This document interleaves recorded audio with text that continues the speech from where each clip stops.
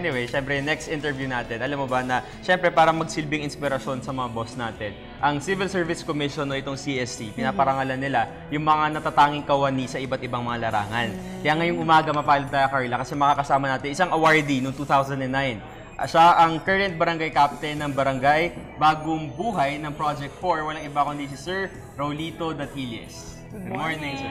Good morning. Okay, sir. Umaga po. So, unang-una, awardee po kayo in 2009. So, congratulations. So, siguro bilang pang-inform po sa mga boss natin, ano ba itong award-giving body na to? Ito yung pinarangalan kami dahil sa tamang pangangasiwa ng basura sa aming komunidad. Ayan. So, sa tingin, yun. So, bakit po sa tingin nyo, nakuha nyo tong award na ito? At ano po ulit yung award na nakuha nyo? Presidential Lingkod Bayan Award. Okay. So, maraming klaseng awards, sir, yung binibigay ng CSC pagdating sa natatanging kawani. Tatlong klase yun. Okay. Presidential Lingkod Bayan Award, Dangal ng Bayan Award. Meron pa isa eh. Pero ang alam ko pinakamataas yung Presidential Lingkod Bayan Award. So, yung residential, sir, usually sa mga barangay level sa binibigay? Or not necessarily? Not necessarily. Binibigay yun sa lahat ng kawani ng gobyerno, opisyal ng gobyerno. Ayan. So sir, kuha nyo nga pong award itong sa solid waste management. So, maitanong ko lang po, ibig sabihin po ba ito medyo madumi doon sa barangay na hinahandle nyo po before? Opo, talaga napakarumi. Yun ang number one problema namin. Alam nyo, nung before ako mahalal ng 1997, ang problema namin basura. Basura talaga. Hindi dahil likas na madumi kami o kulang kami sa disiplina, dahil yung topography namin is 70% ng kalsada ko is kinita. Okay. Ito yung virtually hindi kayang pasukin ng truck. So ang ginagawa ng mga residente ko yung nasa iskinita, lalabas nila yung basura nila doon sa malalaking kalsada kung saan dumadaan ang truck. Okay. Imagine, lalabas nila ng Monday, hindi hahakutin. Tuesday, maglalabas sila ulit. Wednesday, Thursday, tsaka palang hahakutin ng government. Imagine mo kung gaano nakataas yun. 70% ng aking kalsada halos ganun. Di halos lahat ng dadaanan mo sa aking barangay, puros tumpok ng basura. Okay. So, sir, na-elect kayo as barangay captain 1998? 1997. Tapos, nakailang term na kayo dito sa barangay na to? Nakatatlong term na ako. Term na po. Then natapos yung term ko noong 2010. And then nakabalik ako ng 2013. So, sir, since when nyo po sinimulan itong project na to? Well, right after nung 1997, nung hinalala ko, nagpa-survey kasi ako eh. Tinanong ko sa ila kung ano yung mga dapat namin gusto nilang ayusin bagong pamuno ang barangay. And number one, lumabas doon yung basura.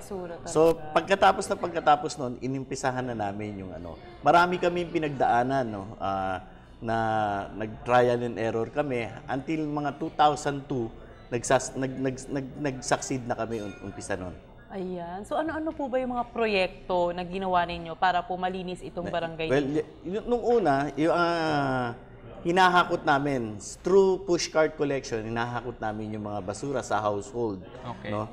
Una, naggawa kami ng batas na kailangan segregated yung from the household, yung mga basura nila. Yung kitchen waste, ginagawa namin compost fertilizer. No? Tapos yung recyclable, yung mga bote, lata, iniimbak namin sa isang storage and then binibenta namin. Okay. Pag nabenta namin yun, nakaka 16,000 a month kami. Wow. So, 8,000 ang binibigay ko sa mga eco-aid ko. And then yung 8,000 ginagamit ko bilang operational expenses. And then yung mga residual, yung mga plastics, mga styrofoam, ginagawa namin Ito. Ayun, nakakabili. Ginagawa namin ganyan. Bricks. Sa pamamagitan niluluto namin 'yan, no. Niluluto namin 'yan sa pamamagitan ng used cooking oil. Kinukolekta rin namin used cooking oil. Okay. Including ang tawag dito, yung bottle. Tingnan nyo dito mga boss, may mga may mga plastic pa siya. So nakikita natin na talagang gawa talaga sa recycled bottles. At saka ang kagandahan niyan, bago ka makagawa ng isang piraso niyan, 2 sakong plastic ng basura ang gagamitin mo.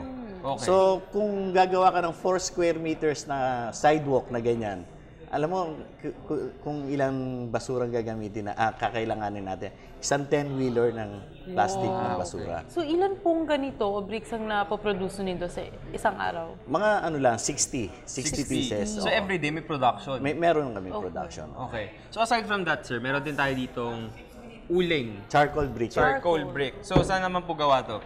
Yan naman ay galing niya sa mga dahon na mga nalalaglag sa lansangan talaga? na winawalis ng street sweeper Dahon, ko. sir. Mga dahon yan. Pwede na, mabuksan. At pagka nabuo yan, Uling siya, uling. ayan, mas maganda gamitin yan kaysa mga sa Yung conventional na nabibili. uling Okay. natin. Bakit, Dahil unang-una, mas mainit siya. Ikalawa, wala siyang usok. Walang Talaga? usok. Walang usok. Bakit walang usok, sir? Kasi na-carbonize na yan eh. Okay. Okay. At saka sabi ng mga dalubhasa, tuwing nakakagawa tayo ng 1 toneladang charcoal briquette, nakakasagip tayo ng 88 na matured na puno. So, Bakit, yun- sir, nakakasagip? Kasi tuwing ginagawa ng mga kapatid natin yung mga ordinaryong uling sa mga tabing bundok, pinapatay nila yung mga punong maliliit. Sinusunog kasi, Sinusunog di ba? nila. So, ito, galing Ito, sa... galing lang yan sa dahon. laglag na lansangan na dahon Oo. na winalis, tapos Tapos? ginawang charcoal briquette. Okay, paano niyo po ginagawa ito? Una, kinakarbonize nga namin, parang sinasangag namin yung dahon. And then, okay. pagkatapos nun, ipupulverize namin. Tapos pag na-pulverize na yan, hahaluan namin ng gawgaw. Gaw-gaw. Gawgaw. Oo. Ito siya. Yan, mukha siyang... Tapos Okay. pagka ano na, ilalagay na sa molding, ganyan na yung itsura. Ayan. Ayan yung butas. So, usually, sir, di ba kaya mas umiinit yung mga charcoal dahil yung hangin dumadaan dun sa loob? tama. So, kasi di ba yung ibang mga uling, mga as isang ano lang siya, parang sinunog lang talaga ng kahoy. Pero ito, malambot-lambot siya, no? Yun yung difference Pero dapat niya. matigas yan. Pag na-dry namin, Siguro kakagawa lang nila, sir. no? Wow, so magagawa lang. fresh to. Kasi ka-order lang kahapon ng ibang ano eh. Ay, that's Kaya wala nice. kaming van. Kamusta naman po yung ano, yung mga bumibili? Marami naman po. Marami naman. Dati nagsusupply ako dati nung first term ko sa farmers market. Okay. And then, ngayon, kulang na nga kami dahil sa mga walk-in eh. Meron ng mga walk-in. We're selling that at 10 pesos. 10 pesos as a whole. Isang ganito. kilo, oo. Kasi 24 ito. pieces yan.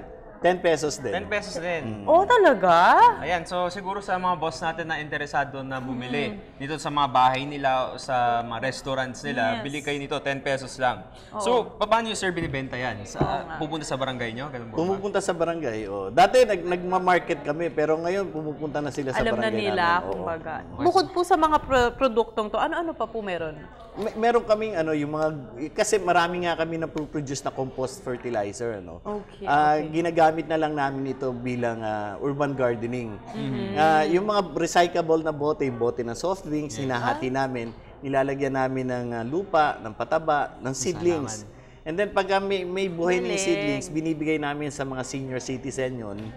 Tapos dinadala nila sa bahay para palaguin. And then pag lumago yun, 20% kanila yon. Alright. 80% nung bibili ng barangay bilang karagdagang kabuhayan. napakagandang Nakaka-inspire, di ba? Oo, Kasi, di ba, nakakatuwa. from basura, is makakagawa ka Oo ng nga ganito. eh. Kikita ka pa. So talaga Amazing. nakaka-inspire yung ginawa niyo yung pagbabago dyan sa barangay niyan, sir. So talaga hindi tayo magtataka kung bakit nanalo si sir dito sa Oo ng award na to. naman. At hanggang ngayon, very successful pa rin. Hanggang ngayon, tuloy-tuloy pa rin yung production nila. At kumbaga, again, naayos nila yung problema nila sa barangay nila. At tingnan mo, kumikita pa yung barangay nila. Napakagaling. Okay, sir. So anong plano niyo po para syempre mailipat din Yes. or ma-inspire din ibang Yung mga ibang barangay na barangay. gawin yan? Well, nagpupunta kami sa iba't ibang barangay, nagbibigay kami ng orientation para ma-replicate yung ginawa namin. At pati sa mga probinsya, naimbitahan ako sa Davao, sa Ilocos Norte, sa Naga, sa different parts ng Pilipinas. Nakapunta na rin kami. Alam mo kasi Carla, napapanahon to especially habang lumalala yung climate change. Kailangan may Yes, ginagawa oo nga tayo. eh, tama So ka yung mga dyan. basurang ganyan, pwede natin siya gawin para magamit ulit for permanent use like this, di ba?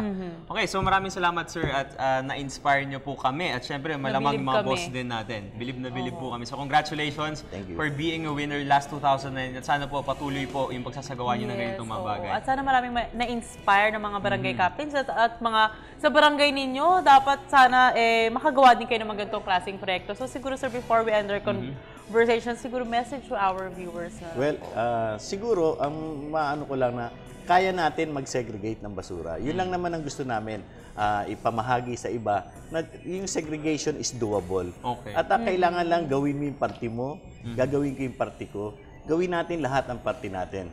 At siguro hindi lamang ang ating inang kalikasan, ang ating kayang sagipin, pati na rin ang darating na henerasyon. Okay, maraming salamat, sir. Mabuhay po kayo. Thank you po. Maraming salamat. Again, sa may barangay, Bagong Buhay, Project 4. Quezon City. Okay, muli nakasama natin ang barangay captain ng Barangay Bagong Buhay Project 4. Walang iba kundi si Sir Raulito Datillas. Thank you so much. Maraming salamat. Thank you rin. At